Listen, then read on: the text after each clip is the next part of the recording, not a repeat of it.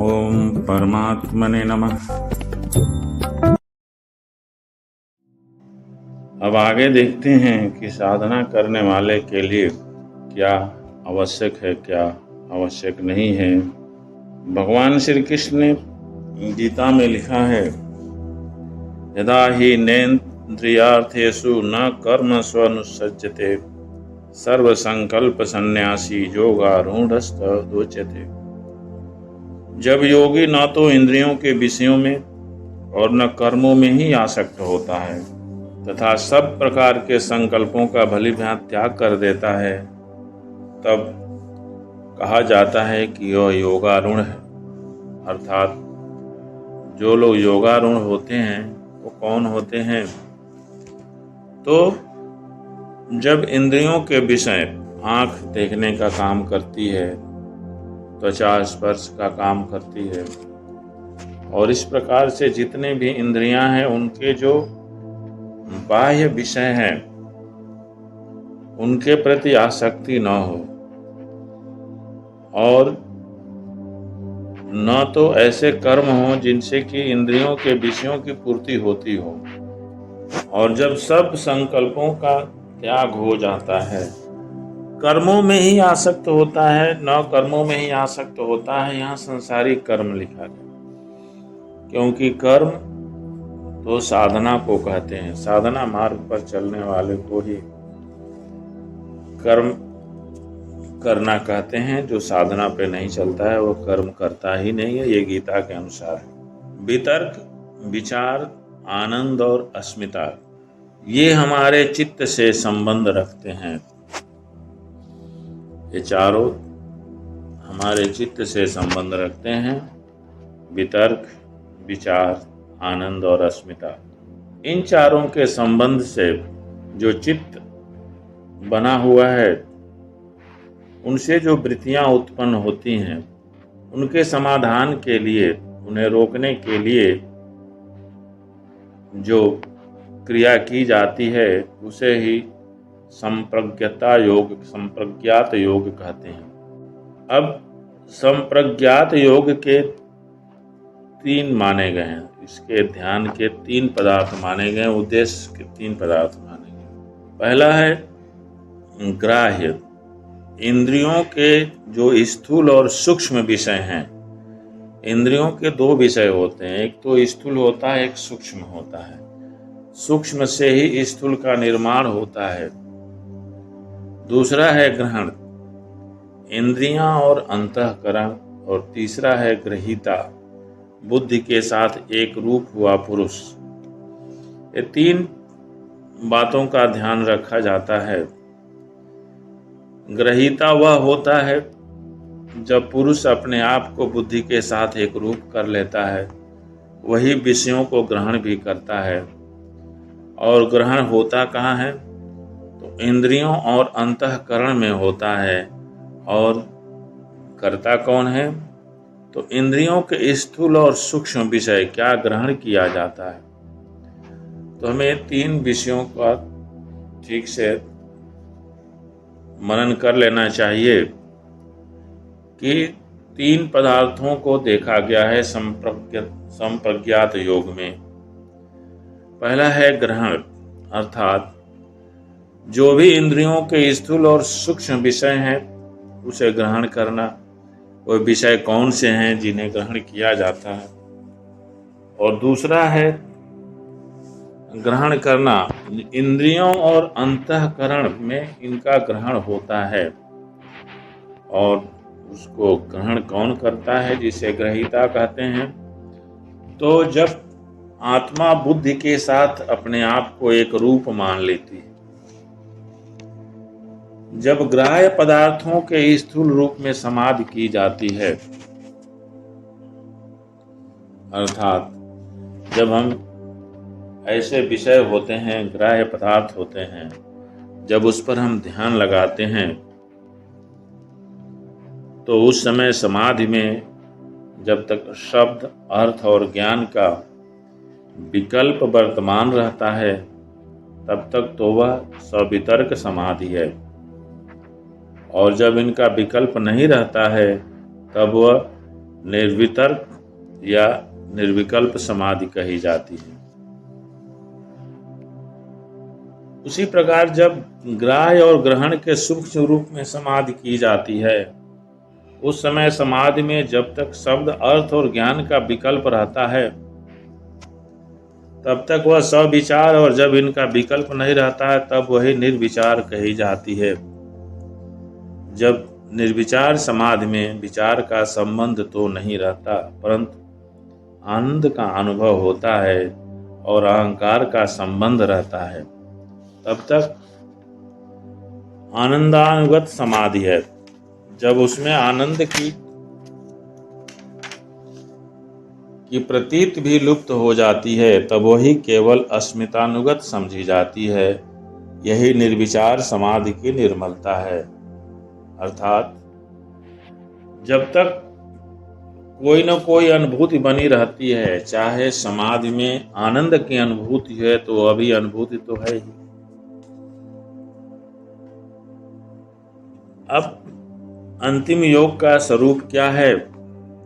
साधक को जब पर वैराग्य की प्राप्ति हो जाती है, उस समय स्वभाव से ही चित्त संसार के पदार्थों की ओर नहीं जाता है, अर्थात संसार में उसका लगाव नहीं होता है। और जब संसार के पदार्थों में लगाव नहीं होता है तब इसी को हम पर वैराग्य की स्थिति कहते हैं।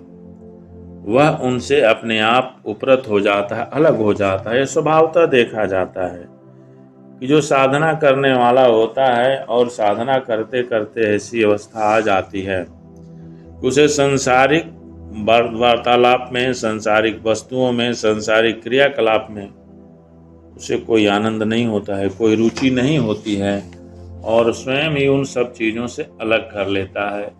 यह स्वभावतः साधना करने से ही आता है। और जब यह बात आ जाए तो समझ लेना चाहिए कि हमारे अंदर पर वैराग्य है। उस उपरत अवस्था की प्रतीत का नाम ही यहाँ विराम प्रत्यय है। इस उपरति की प्रतीत का अभ्यास क्रम भी जब बंद हो जाता है, उस समय चित्त की वृत्तियों का सर्वथा अभाव हो जाता है। जब साधना क्रम भी सही नहीं हो पाता है, क्योंकि यह बात स्वभाव में आ जाती है कि अब साधना किसका करें, कैसे करें, क्या करें, समझ में कुछ नहीं आता है, क्योंकि वृत्तियां ही समाप्त हो जाती हैं और उसे अद्वैत की स्थिति में वो अपने आप स्वयं को पाता है। तो बाह्य के उसके जो क्रियाकलाप अभी तक थे वह धीरे धीरे बंद होने लगते हैं और वह उससे बिल्कुल मुक्त हो जाता है। केवल मात्र अंतिम उपरत अवस्था के संस्कारों से युक्त चित्त रहता है। फिर निरोध संस्कार के क्रम की समाप्ति होने से वह चित्त भी अपने कारण में लीन हो जाता है। चित्त को भी लीन होना पड़ता है। जब चित्त ही नहीं रहता है तो बातें कहाँ पर जमा होंगी। अतः प्रकृति के संयोग का अभाव हो जाने पर दृष्टा की अपने स्वरूप में स्थिति हो जाती है। इसी को असंप्रज्ञात योग या निर्बीज समाधि और केवल अवस्था आदि नामों से कहा जाता है। यही निर्विकल्प समाधि है, इसी को असंप्रज्ञात योग कहते हैं। जब सारे संस्कारों को जमा करने वाला आधार अंतःकरण ही समाप्त हो जाता है, कोई बात वहाँ जमा नहीं होती है। हमें कहीं किसी बात के प्रति कोई न तो लगाव होता है और न ही उसे वैराग्य होता है। वह वैसे ही लौट कर चली आती है जैसे शीशे पर पड़ने वाला किरण, वह वापस उसी दिशा में चली जाती है। और जब यह अवस्था हो जाए कि कहीं भी किसी भी शब्द का मस्तिष्क पर कोई असर न पड़े, वैराग्य की अवस्था बनी रहे, कोई भला कहे या बुरा कहे, वह अपने आप को एक निर्द्वंद अवस्था में रखे, ऐसा जब हो जाता है तो उसके किसी के बातों का कोई असर नहीं पड़ता है। क्योंकि वह अपनी मूल अवस्था में रहता है। और कभी कभी लोग इसको पागल की अवस्था कहते हैं या अवधूत की अवस्था कहते हैं। अब बात यह होती है कि यदि कोई साधना कर रहा है और उसका शरीर जो है क्षय हो जाता है, तो फिर उस साधना का क्या होता है? बहुत से लोगों के मन में शंका बनी रहती है। यदि हम इस शरीर में साधना करते हैं तो शरीर के साथ ही वह साधना समाप्त हो जाती है। तो ऐसी बात नहीं है, यह भ्रम है। जो पहले के जन्म में योग का साधना करते करते विदेह की अवस्था तक पहुंच चुके थे, अर्थात शरीर के बंधन से छूटकर शरीर के बाहर स्थित होने का जिनका अभ्यास दृढ़ हो चुका था, जो महाविदेह स्थिति को प्राप्त कर चुके थे, एवं जो साधन करते करते प्रकृति लय तक की स्थिति प्राप्त कर चुके थे, किंतु कैवल्य पद की प्राप्ति होने के पहले जिसकी मृत्यु हो गई, उन दोनों प्रकार के योगियों का पुनर्जन्म होता है। जब वे योग भ्रष्ट साधक पुनः योगी कुल में जन्म ग्रहण करते हैं, तब उनको पूर्व जन्म के योगाभ्यास विषयक संस्कारों के प्रभाव से अपनी स्थिति का तत्काल ज्ञान हो जाता है। यही बात गीता में भी कही गई है कि यदि हम थोड़ा सा भी साधन शुरू कर दें तो वह साधन हमको मुक्त करके ही छोड़ता है, और हम जब साधना करते करते शरीर छूट जाती है तो जो अगला शरीर मिलता है, हम आगे वहीं से साधना शुरू करते हैं, वह पूर्व जन्म के साधना को वह समाप्त नहीं कर सकते। साधना काल से समाप्त नहीं होती, शरीर तो समाप्त हो जाता है। इसलिए साधना एक संचित धन की तरह होता है, जो धीरे धीरे बढ़ता रहता है। एक शरीर मिले, दो शरीर मिले, उससे उस साधना पर कोई फर्क नहीं पड़ता है, और हम वहीं से आगे शुरू करते हैं जहां समाप्त हुआ था। और साधन की परंपरा के बिना ही निर्बीज समाधि अवस्था को प्राप्त कर लेते हैं। उनकी निर्बीज समाधि उपायजन्य नहीं है, अतः उसका नाम भव प्रत्यय है। अर्थात ऐसी समाधि है जिसके सिद्ध होने में पुनः मनुष्य जन्म प्राप्त होना ही कारण है, साधन समुदाय नहीं है। अतः साधना के कौन सी अवस्था में कौन योगी पहुंचा हुआ है, शरीर का पात यदि होता है तो वह उसी अवस्था से आगे चलना शुरू कर देता है। प्रायः देखा जाता है कि कोई शुरू में ही संन्यास ले लेता है, कोई कुछ समय के बाद संन्यास ले लेता है, कोई जीवन भर ही संन्यास नहीं लेता है। किसी भी साधन में प्रवृत्त होने का और अविचल भाव से उसमें लगे रहने का मूल कारण श्रद्धा ही है। श्रद्धा क्या चीज होती है कि भक्ति पूर्वक विश्वास। हम जहाँ जिसकी साधना या आराधना करते हैं, उसकी भक्ति करते हैं, उस पर दृढ़ विश्वास होना ही चाहिए, और यही दृढ़ विश्वास ही श्रद्धा है। श्रद्धा के कमी के कारण ही साधक के साधन की उन्नति में विलंब होता है। जब तक हमारी श्रद्धा परिपक्व नहीं होती है, हमारा विश्वास नहीं होता है, तब तक हमसे कोई साधना होती ही नहीं है। कल्याण के साधन में विलंब का कोई कारण नहीं होता है। विश्वास और अविश्वास के बीच में जीव झूलता रहता है, इसीलिए विलंब होता है।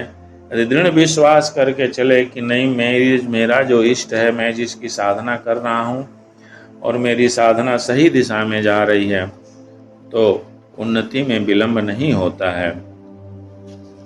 साधन के लिए किसी अप्राप्त योग्यता और परिस्थिति की आवश्यकता नहीं होती है। इसीलिए कहा गया है, श्रद्धा को पहला स्थान दिया गया है कि साधना करने से पहले हमारी श्रद्धा परिपक्व होनी चाहिए। श्रद्धा के साथ साधक में मन, इंद्रिय और शरीर का सामर्थ्य भी परम आवश्यक है।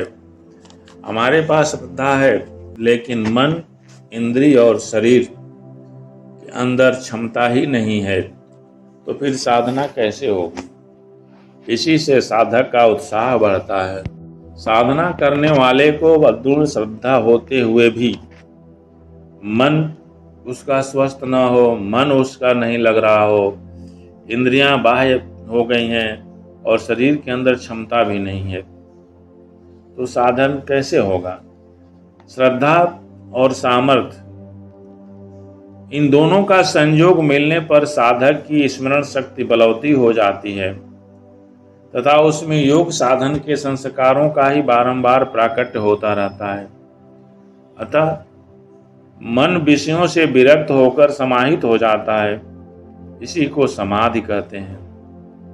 इससे अंतःकरण स्वच्छ हो जाने पर साधक की बुद्धि ऋतंभरा अर्थात सत्य को धारण करने वाली हो जाती है। इस बुद्धि का ही नाम समाधि प्रज्ञा है। अतः पर वैराग्य की प्राप्ति पूर्वक साधक का निर्वीज समाधि रूप योग्य सिद्ध हो जाता है। गीता में भी कहा है, श्रद्धावालभ्यते ज्ञानम तत्परम संयतेन्द्रिय ज्ञानम लब्ध्वा पराम शांतिर अमिचेराधिगच्छति।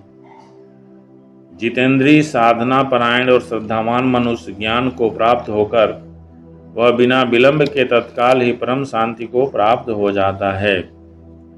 ये साधक के लिए आवश्यक है। इन बातों को समझ ले और फिर साधना में लगा रहे, यही मुख्य उद्देश्य है। शेष आगे